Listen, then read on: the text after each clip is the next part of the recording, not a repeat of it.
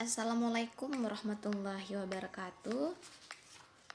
Sebelumnya perkenalkan, nama saya Nimatul Jannah.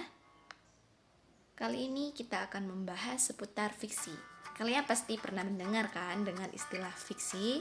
Nah, untuk lebih detailnya simak materi video berikut sampai selesai. Yang pertama-tama yaitu pengertian fiksi. Fiksi adalah cerita hayalan atau tidak nyata, dibuat berdasarkan imajinasi dan kreativitas dari si penulis cerita. Selanjutnya yaitu jenis-jenis fiksi.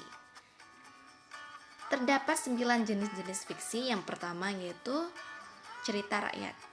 Cerita rakyat adalah cerita yang turun-temurun yang mengisahkan tentang suatu legenda di daerah tersebut. Yang kedua yaitu cerita jenaka. Cerita yang mengisahkan tentang kelucuan dan kecerdikan para tokoh utama, seperti si Kabayan dan Pak Banjir. Yang ketiga yaitu mitos. Mitos adalah cerita tentang masalah yang di dalamnya menggambarkan banyak mukjizat dan keajaiban, seperti Putri dari Bambu. Yang keempat yaitu legenda. Legenda adalah cerita tentang masa lalu yang memiliki gambaran akan orang sakti, seperti Roro Jonggrang dan Tangkuban Perahu. Yang kelima yaitu saga. Saga adalah cerita rakyat yang secara khusus menceritakan tentang kepahlawanan yang terus dikenal, seperti Lutung Kasarung dan Si Pitung. Yang keenam yaitu fabel. Fabel adalah menggambarkan para binatang-binatang sebagai tokoh utama, seperti kelinci dan kura-kura. Yang ketujuh yaitu novel. Novel adalah sebuah cerita yang memiliki penokohan karakter yang kompleks dan urutan bab dan ceritanya cukup panjang, seperti novel Laskar Pelangi. Yang kedelapan yaitu cerpen. Cerpen adalah cerita yang bisa dibaca dalam waktu singkat dalam sekali duduk. Yang terakhir yaitu roman.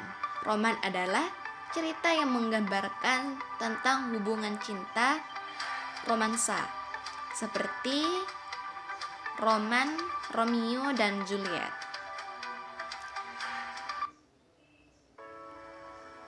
Selanjutnya yaitu unsur intrinsik.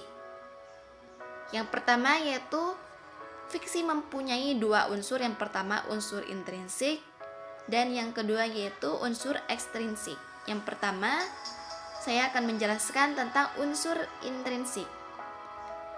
Yang pertama yaitu tema, yang kedua tokoh, yang ketiga alur, yang keempat konflik, yang kelima klimaks, yang keenam latar, dan yang ketujuh amanat, yang terakhir yaitu sudut pandang. Selanjutnya yaitu unsur ekstrinsik. Yang pertama yaitu keadaan subjektif individu pengarang yang memiliki sikap.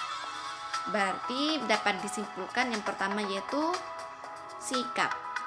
Yang kedua yaitu keyakinan, bisa dikatakan yaitu agama. Dan yang ketiga yaitu pandangan hidup yang keseluruhan akan mempengaruhi karya yang ditulisnya. Yang keempat yaitu psikologi, baik berupa psikologi pengarang seperti ekonomi, politik, dan sosial. Yang kelima yaitu pandangan hidup suatu bangsa. Yang keenam berbagai karya seni lain dan lain sebagainya. Yang ketujuh yaitu kaidah kebahasaan teks cerita fiksi. Mungkin hanya itu penjelasan dari saya, kurang dan lebihnya saya mohon maaf. Mungkin lain waktu bisa bertemu lagi.